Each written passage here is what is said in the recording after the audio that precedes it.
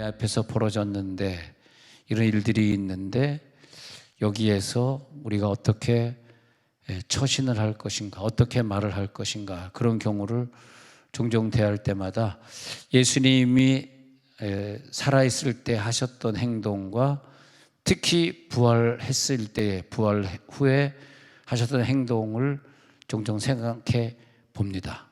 뭐 예를 들어서 여러분 부부 생활할 때 남편이 좀 부인의 마음에 탐탁지 않게, 우리는 그럴 때 그런 얘기 하죠. 우리 남편은 결혼하고 지금까지 손 하나 까딱 안 해서 웃기 시작하네요. 갑자기 손 하나 까딱 안 해서. 어느 부인이 그러더라고요, 저한테. 목사님, 제 남편은요 손이 참 많이 가는 사람입니다. 이게 무슨 뜻이야? 손이 많이. 나는 참 손이 안 가는 사람이다 보니까, 나는 손이 주의하는 사람들은 나를 못 믿겠다는 뜻으로 나를. 나는 손이 안 가는 사람. 목사님, 우리 남편은요 제가 몇 년을 살았는데 참 손이 많이 가는 사람입니다. 그 말은 뭐냐면 라면도 못 끓여 먹습니다, 그런 뜻이겠죠. 숟가락 하나 놓지 못하고 설거지를 도와준 적이 없습니다. 그 말을 하는 게 이제 손이 참 많이 가는 친구입니다, 그러더라고요. 그래서 참 남편이 손이 많이 가는 사람을. 야, 여보세요! 남편, 어떻게 부인이 손이 많이 가는 사람이라고 그런 얘기를 남편에게 할 수 있어? 그러지 마. 그러지 말고 이제 앞으로는 부인을 좀 깜짝 놀라게 해봐. 어머, 당신 웬일이야? 오늘 설거지를 다 하고. 어머, 웬일이야?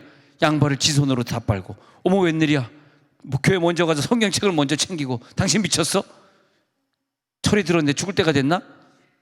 철 들면 무거운데. 근데 좀 부인을 좀 깜짝 놀라게 못하겠어? 보통 남자들이 듣는 욕을 똑같이 당신도 듣기 위해서 이 땅에 남자로 태어났냐? 응? 이제는 당신을 향해서 손이 갈 게 없네. 어떻게 알아가지고 다 자기 알아가지고 손이 갈 게 없어. 그런데 어느 날 갑자기 남편이 정말 나타나더니요, 손이 갈 게 없이 이 부인을 위해서 다 해주는 거야. 알아서 빨래도 빨아주고 빨래도 열어주고 밥도 해주고 그런 거야. 그럴 때 부인이 뭘 느낍니까? 깜짝 놀라는 거예요. 아이고 깜짝이야. 아이고 깜짝이야. 아이고 깜짝이야. 당신 왜 그래? 나 성령 받았어. 방언 체험하니까 사람이 확 달라지네. 어머, 그렇구나. 그렇게 방언 하라 그러는데도 언제 방언 체험했어? 목요일 7시 반 두나미스 갔다가. 할렐루야. 그래서 난 그렇게 하고 싶어요. 아니, 내가 솔직히 얘기해서 어저께 아주 심각하게 곽모 목사님하고 대화를 좀 나눴습니다. 자, 지금 다른 교회들도 보니까 청년부 다 씨가 마르고, 지금 우리 교회 규모인 교회에 다른 교회들 보면 유년부 초등부가 안 모여가지고 이제 합쳤어. 그전엔 따로따로 하다가 너무 안 모이니까 교인은 1000명인데 유년부 초등부 합쳐봐야 한 20명밖에 안 돼. 그러니까 전도사 내보내고 1학년부터 6학년까지 합쳤어. 또 중고등부도 가서 보니까 중1에서 고3까지 따로따로 하다니 다 합쳤어. 왜? 애들이 없어지니까. 또 애들이 교회를 안 나온대요. 코로나 때문에 안 나오고. 그럼 코로나 때문에 또 교육자들 다 자르고 합쳐서. 그래가지고 참 심각하더라고. 야, 이거 우리 한국교회가 이거 어떻게 되는 거냐, 이거. 왜 이 시대에 하나님이 나를 목사로 불러가지고 이런 근심 걱정을 하게 나. 그 곽모 목사님에게 우리 대학 청년분 어떻게 하면 좋겠습니까? 그러니까 목사님, 나이 좀 든 애들은 전혀 은사를 싫어하고 방언으로 기도하면 왜 목사님 방언으로 소리질러 기도하냐 그러고, 또 젊은 애들은 좀 뜨거운데 또 나이 든 애들 따라서 또 이래가지고 자기도 괴롭다는. 괴로운 사람은 다 선교지 가야 되나 그러면 못 됐어. 근데 그 괴롭다는 거야. 어떡하냐, 이걸 어떻게 하면 되냐. 그래, 그걸 알 수 없다. 내가 집에 와서 곰곰이 생각해 보니까 그래, 나누자. 은사파 말씀파 나누자. 그 길이 은사파라도 살리는 거 아닙니까? 할렐루야. 여러분 그렇게 생각 안 하세요? 은사파 말씀과 같이 놔두니까 왜 자꾸 방언으로 기도합니까? 왜 자꾸 큰 소리로 기도합니까? 이러니까 조금 은사를 좀 개발시켜야 되는 사람도 주는 게 들어가지고. 근데 정말 사람을 놀라게 하는 건요, 어느 날 갑자기 목사님, 제가요 갑자기 집에서 밥하기 시작하고 빨리 하기 시작하고 사랑하는 부인의 어깨를 주물러 주기 시작하고 제가 완전히 달라졌습니다. 언제요? 듀나미스 팀 참석하고 나서. 아멘 안 해도 그냥 진도 나갑니다. 네, 그래요? 그럼 나도 목요일날 7시 반에 듀나미스 한번 가봐야 되겠다. 거기선 그러니까 이제부터 목요일 날은 은사 인정하는 사람만 모이고 인정하지 않은 사람은 오지 말기.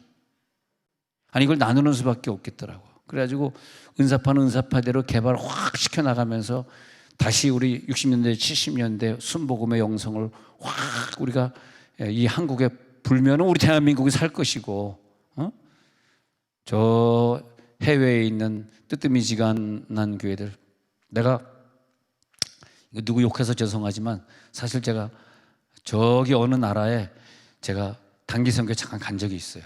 한 2주간 있었다 온 적이 있는데, 근데 우리는 습관적으로 새벽에 일어나서 새벽 기도 하려고 그러는데 그 선교사님이 새벽 기도를 아예 안 하시더라고. 뭐 그것까지는 좋아. 근데 아침 예배를 드리는데 원주민들 한 10여 명 모여서 예배 드렸는데 근데 선교사님은 나오질 않더라고. 근데 금요일 저녁이니까 설마 금요일 저녁은 한국에서 우리 금요 철학했으니까 하게, 금요일 저녁이다 해서 모여서 뭐 9시면 뭐 불이 안 들어오니까 9시면 자야 되니까 7시다 이렇게 모여서 나 또 금요일 저녁 오늘 7시에 모이는데 아, 한국보다 한 2시간 빠르구나, 좋다, 일찍 끝나고 일찍 자야지 하고 와있는데 선교사님이 안 나왔어. 그래서 선교사님은 금요일째 안 나와요. 피곤하셔서 금요일째 안 나와요. 우리끼리만 봅니다. 원주민들이야. 가만 보니까 이거 뭐 선교제가 가지고 새벽 기도도 안 해, 뭐 수요일 저녁도 안 해, 금요일 저녁도 안 해. 주일날은 또 뭐 우리끼리 어디 뭐 원주민한테 갔다 오라고 자기는 여기 있다 그러면 뭐 주일날 아침에 그 선교사가 어떻게 예배 드렸는지 나는 못 봤어요. 못 보고 나는 원주민 데리고 또 마을 갔다가 이제 거기서 예배 드리고 왔는데 보면서 야, 우리가 이게 보통 한국에서 뜨겁게 불같이 기도하고 이 예배 습관이 완전히 몸에 배지 않고서는 일본이나 뭐 미국이나, 미국도 마찬가지, 미국도 새벽기도 없습니다. 미국이나 이런 뭐 새벽기도 없지만 저는 뭐 미국 도착하자마자 목회하기 전이나 목회한 후도 계속 매일 새벽기도 했습니다. 매일 새벽기도 철야. 그때 30대니까 그때는 잠이 없을 때니까 요즘은 못하지만 그때는 철야와 새벽기도를 동시에 했었는데, 근데 우리는 그렇게 하여튼 가락이 있으니까 그렇게 하는데 이건 안 하는 거예요. 그 안 하니까 어떻게 되겠어요? 교회들이 다 죽는 거야. 청소년들이 다 교회를 떠나는 거야. 그냥 이거 뭐 교회가 그렇게 힘이 없어, 기도도 안 하고. 청소년들이 점점점 은사를 부정하게 되고 이상하게 되는 거예요. 근데 지금 그 열풍이 우리 부닥쳐서 안 되겠다. 하나님이 우리 한국교회 세종원누리교회에 사명을 주셨는데 우리는 그런 뜨뜻미지근한 교회를 따라갈 수 없고 그런 모습을 더 이상 내 자녀들에게 보여주면 너도 죽고 나도 죽고 교회도 죽고 자녀도 죽고 다 죽고, 그리고 교육자들은 계속 청소년들이 안 나오니까 더 자르고 더 자르고 더 합치고 더 자르고 이래야 될 거 아닙니까? 그럼 어떻게 다 죽는 것이. 그래서 우리가 그 참 어떤 사건이 야 정말 참 놀랍다. 어떻게 저 순간에 저런 말을 할까? 어떻게 저 순간에 저런 신앙을 가졌을까? 이게 중요한 거거든요. 야, 선교사님 내가 선교지에 갔다가 놀랐습니다. 어떻게 그 아이들 데리고 그 새벽 4시부터 일어나가지고 그렇게 뜨겁게 그렇게 뜨겁게 기도하고 또 애들 잠 안 자고 밤새도 철야로 기도하고 그냥 애들 기도 훈련을 막 시켜가지고 지금 이소리 선교사님이 이제 너무 연세가 돼서 미국에 이제 들어가서 이제 편안히 살고 계시지만은 그 이소리 선교사님이 하던 교회들이 여러 개 있었거든. 원주민에 가보면 그냥 통성으로 기도합시다. 통성으로 기도합시다. 제가 중국말로 뭐라면 통성 기도아, 뭐하샤, 뭐야. 근데 이제 아유 또 두 사람이 째려보고 있네 또. 중국 갔다 온 사람들 뭐 저딴 게 다 있어 째려보고. 그래가지고 막 통성기도 시키는데 2시간 3시간이 낮 점심 먹고 나서 저녁까지 같이 기도회 하자 그랬는데 2-3시간 동안 얘네들이 기도가 안 끝나는 거예요. 막 코가 그냥 막 붙어가지고 막 그냥 뭐 다 붙어가지고 막 콧물로 흘리면서 야, 아니 얘네들은 기도가 안 끝나요. 쟤네들 한번 기도시키면 기도 그만해 하는 소리가 안 들리는 거야. 그냥 얼마나 방언으로 세게 아니나 다를까 나중에 몇 년 후에 보니까 걔네들 그 뜨겁다는 애들 다 어디 갔어요? 그랬더니 걔네들 벌써 저 졸업해가지고 어디 가서 개척하고 어디 가서 개척하고 뭐 심양 어디 뭐 가서 개척해 다 성공해가지고 지금 또 그런 성공한 교회 한 100몇 교회 갖다 쫓아다니면서 가서 집회해주기도 엄청 바쁘셔요. 그래서 우리 교회에서 많이 지원했다가 지금 뭐 미국으로 컴백하셔서 우리 이제 한 푼도 지원하지 않습니다만은 지원할 필요가 없죠, 중국에서. 그리고 중국 선교사님이 중국 신학교에 보내는 것도 선교사님이 미국 들어왔으니까 그것도 자립하라 그러고 보내지 맙시다. 그래서 이제 중국도 다 자립시켰습니다. 그런데 그 뜨거운 열정, 그래서 내가 그때 부활한 주님이 우리를 놀래켰던 것처럼 내가 꽉 놀란 거야. 이건 한국 교회보다 더 뜨겁네. 왜 그러냐니까요. 걔네들을 한 3년 동안 데리고 있으면서 먹여주고 재워주고 교수들이 와서 공부 다 하시고, 뭐 중국 교수도 오고 뭐 조선족 교수도 오고 저처럼 한국에 가서도 가르치기도 하고 그렇게 하는데, 그 일주일에 한 번씩 이제 한 텀씩 가르치고 빠지고 또 공안에게 비밀로 하고 빠지고, 늘 그 총무가 늘 거기서 이제 망을 봐요. 공안 비슷한 사람이 오면은 표시를 하면은 또 막 가르치다가 안 가르치면 저거 딱 앉아 있고. 그런데 몰라, 저 할 때는 공안을 한 번도 만나보지 못했습니다만 그런 데인데 얼마나 애들을 뜨겁게 훈련시키는지. 그리고 또 걔네들은요, 먹여주고 재워주고 공짜로 장학금을 줘서 공부시키니까 또 그렇게 뜨겁지 않으면 쫓겨나. 그렇게 그런 사람이 있습니다. 근데 하여튼 그렇게 뭐 엄청나게 뜨겁게. 요즘에 그 제주도에 큰 땅에 그냥 신학교 짓고 크게 자라는 우리 이모 선교사님 같은 경우는 심양에서 얼마나 걔네들 훈련시키는 곳에 몇 번 가가지고 제가 이제 가르치려고 몇 번 들어간 적이 있는데, 막 그냥 걸릴 정도로 애들을 회초리로 때리면서 훈련시키는데, 그 중국 애들이 중국말 했다 그러면 몽둥이로 터지는 거야. 한국말 해야 돼. 중국 애들이 한국말 어떻게 합니까? 그 다음에 히브리어 헬라어를 가르치는데, 히브리어 헬라어를 만점 못 받으면은 그 다음에 졸업을 안 시켜. 그래, 히브리어 헬라어 한국말. 난 다 한국인 줄 알았어요. 다 한국말 하길래 안녕하세요 막 그래. 알고 봤더니 쟤들 여기 와서 1년 만에 한국어를 못하면 잘린다는 거야. 그래, 아니 한국말을 해야지 한국 신학 책을 볼 거 아닙니까? 그게 맞는 것 같아. 한국말을 해야지 한국의 영성을 본받을 거 아니야. 얘네들은 심양에 있는 애들은 뭐 얼마나 영적인데, 그 이성 교사님이 너무 열심히 하니까 심양에서 어마어마한 중국 그 부자가 돈을 좀 많이 줬어요. 우리가 좀 상상할 수 없는 돈을. 제주에다가 몇천 평 땅을 산 걸 2개씩이나 그냥 공짜로 줘버렸어, 이분에게. 그래가지고 그 몇천 평에다가 신학교 짓고 중국 애들 데려다 지금 제주도에서 요즘은 코로나 때문에 좀 못 왔습니다. 훈련시키고 있는데, 와, 그 손이 큰 걸 보니까 뭐 주의를 어마어마하겠네. 근데 그 밑에서 훈련받는 애들을 보니까요, 어마어마하더라. 그래서 내가 그런 거 보면서 이게 성공이다. 우리 교회에서 선교하는 교회는 분명히 이렇게 해야 된다. 안 그러면 그냥 이상한 뜨뜨미지근한 교회 되는 거예요. 예수님은 이 땅에 살면서요, 나다나엘을 요한복음 1장에서 만났는데 나다나엘이 깜짝 놀랐습니다. 나다나엘은 예수님을 무시하고 나사렛에서 어떻게 서는 것이 나을 수 있어 막 그러는데, 예수님은 거꾸로 이는 참 이스라엘 선생이다 그렇게 말하기를 하고, 두 번째는 네가 무화과 나무 아래 있었다. 2번 칭찬하니까 놀래 자빠지는 거야. 3번째 칭찬, 이것 가지고 네가 놀래 자빠지냐? 인자 오르락내리락 하는 것을 네가 보리라. 그러니까 더 깜짝 놀란 거야.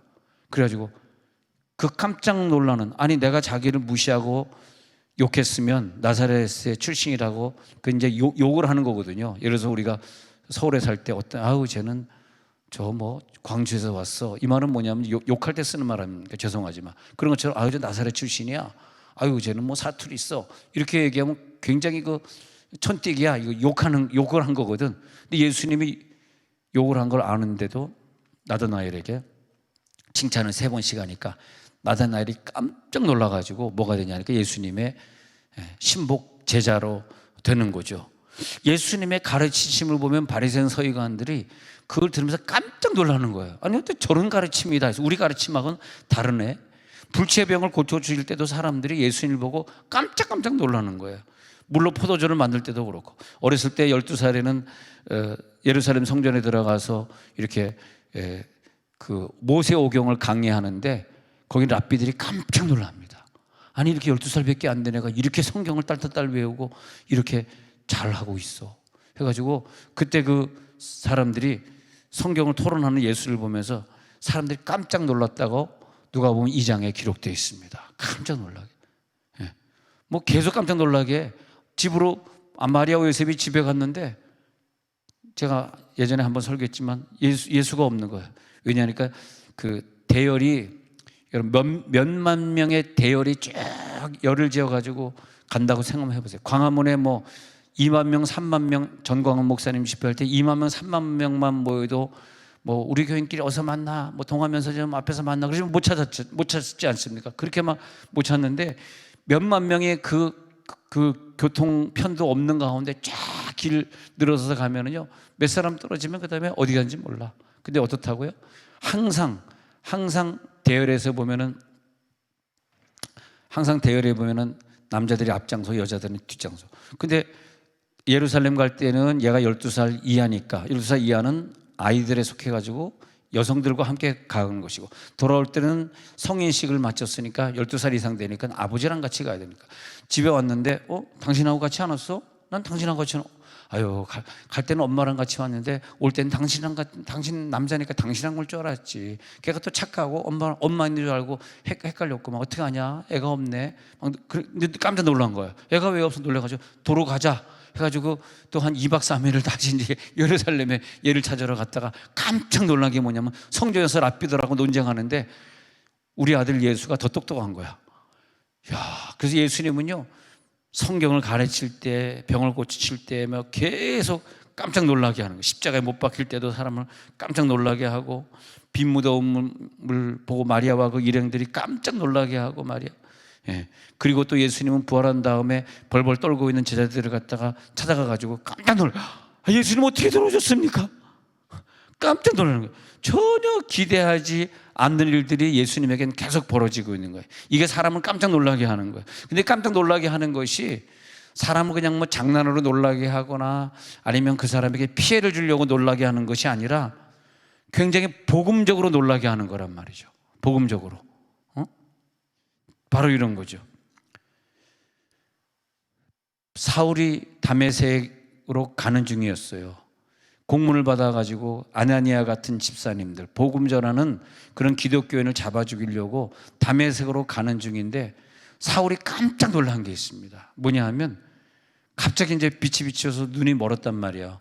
그런데 누가 나를 이렇게 쏴 그랬더니 예수야 그랬거든요. 그러면 사울이 예수야 그러는 밤에 깜짝 놀란 거야. 왜 놀랬냐? 죽게 됐거든.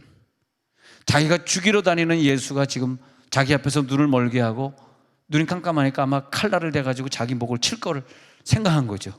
그것 때문에 깜짝 놀라가. 아이고 나 죽었구나. 그런데 이것보다 더 놀란 게 있는데 15절에 15절 이는 이 사람은 누구냐 하니까 이 사람은 내 이름을 이방인과 임금들과 이스라엘 자손들에게 전하게. 즉 이방인을 위한 선교사야. 이게 깜짝 놀란 거야.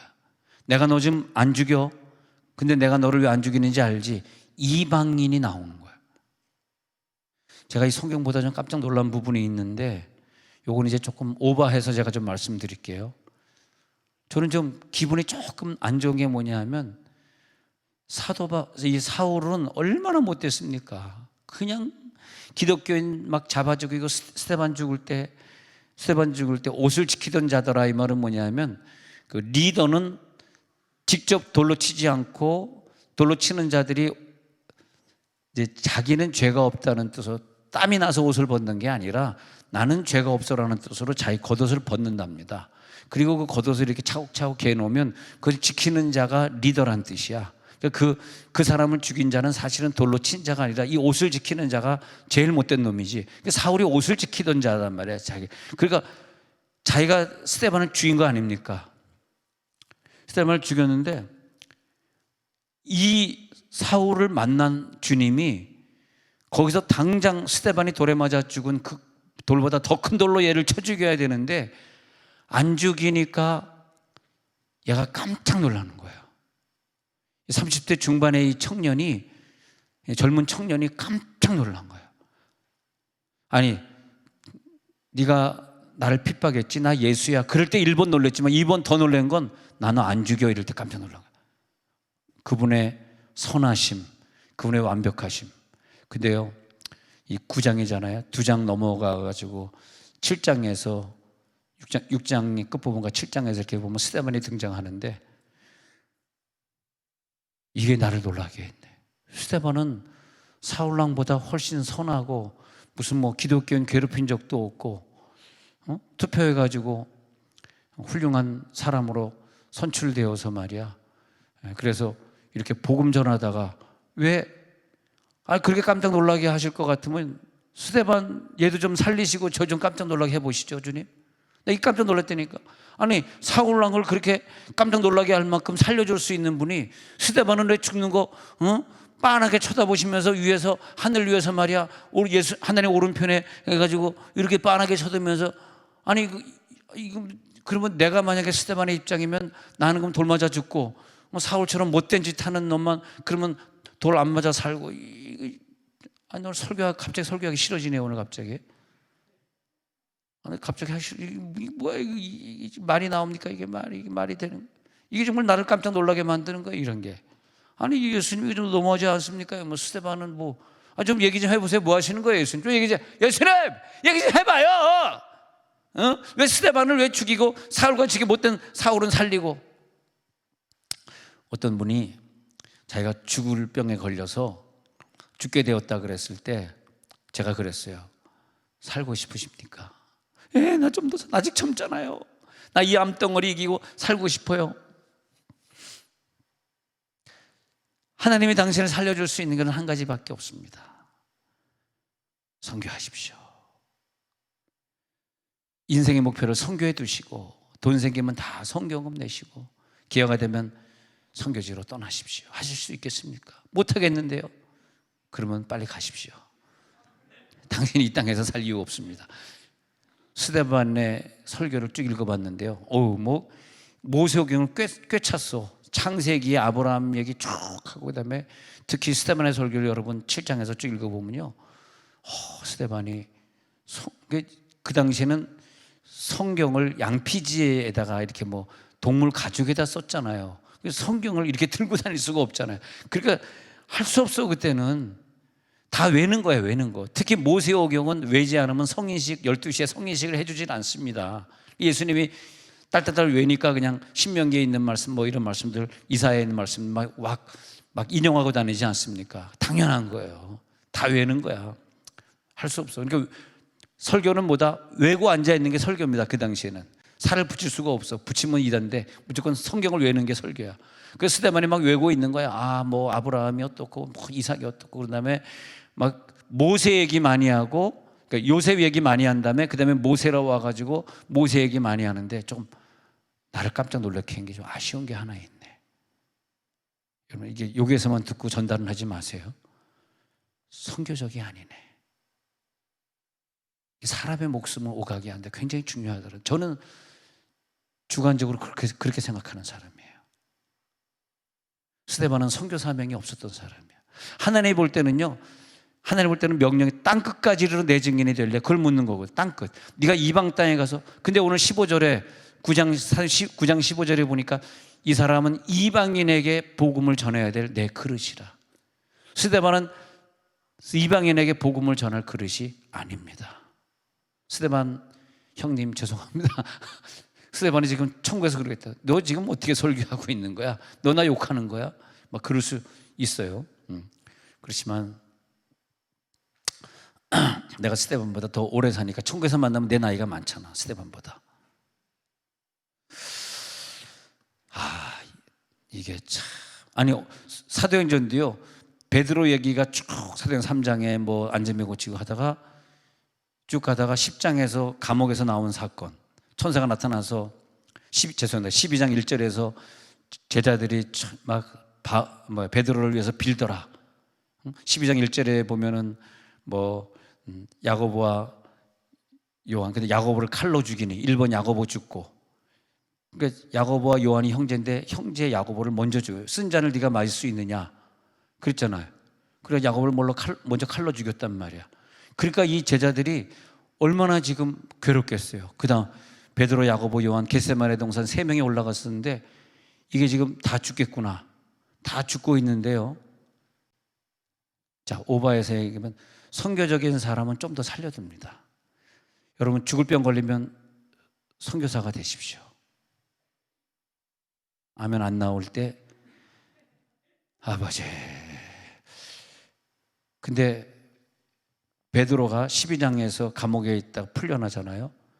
잘 보면요, 이 사도행전이 3장에서 안전병을 고쳤던 베드로 얘기로 계속돼야 되는데 베드로 얘기가 없어집니다.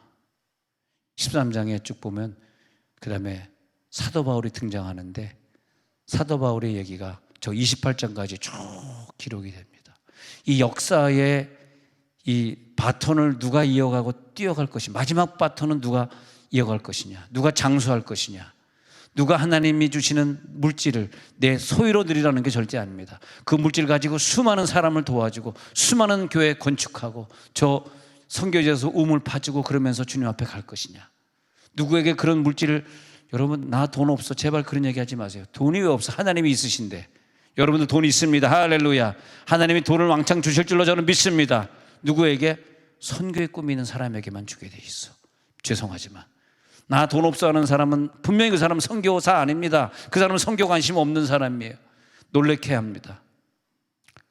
스데반과 사울을 비교해 보면서 왜 이 사람은 이렇게 신앙이 좋은데 젊은 날에 일찍 가야 되고, 이 사람이 이렇게 못된 짓을 많이 하고 돌아다니는데 왜 얘는 콱 죽여버리지, 거기서 안 죽이고 나 너 살려줄게. 왜? 이방인을 위한 넌 택한 그릇이니까. 아이고, 이방인을 위한 택한 그릇이래. 성경은 정말 이 눈이 뜨지 않으면 보여지지 않는 게 성경이더라고요.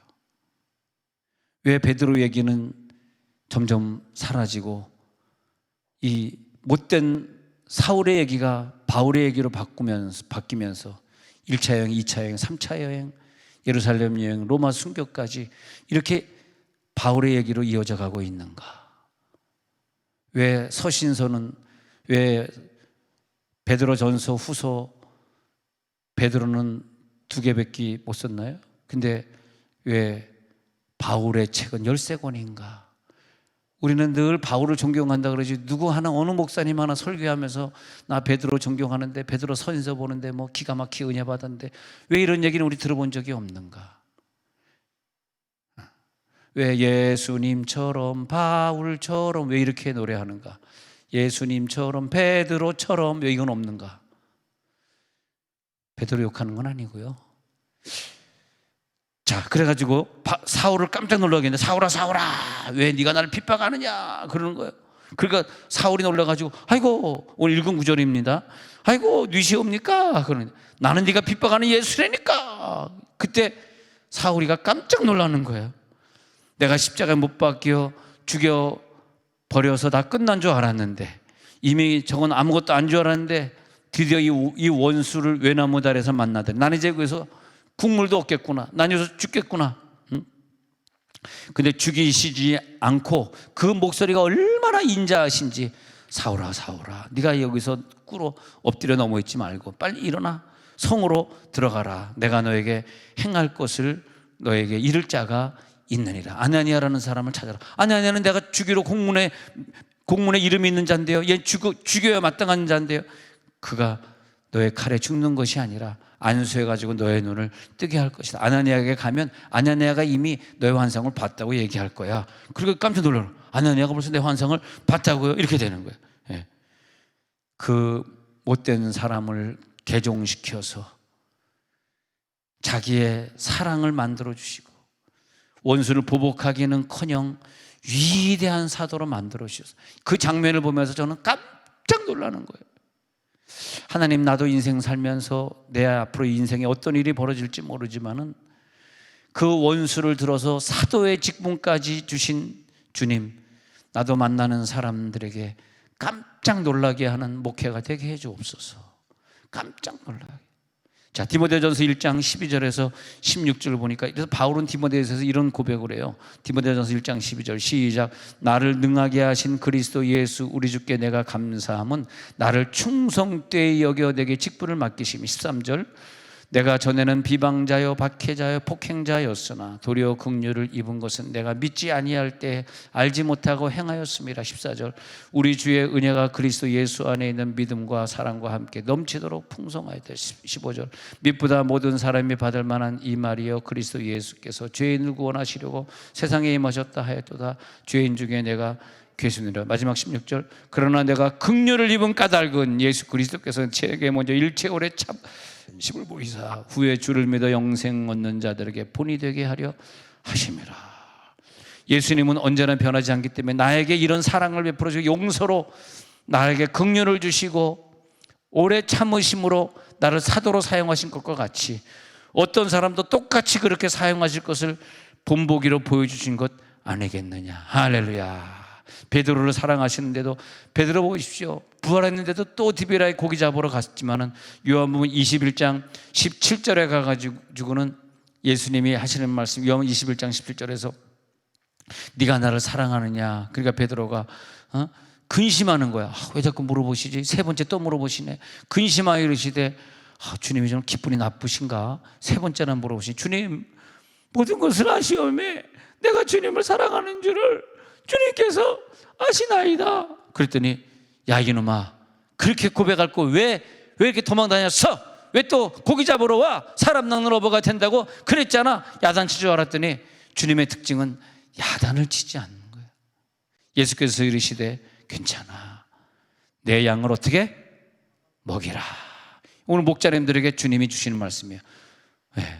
내 양을 먹이라. 오늘 나와서 예배드리고 목자 공부를 해야 되는데 집에서 유튜브를 보고 있는 그 목자님에게 드리는 말씀이에요. 괜찮아 오늘 예배 빠졌구나. 유튜브 보고 있구나. 지금 유튜브 보니까 몇 명입니까?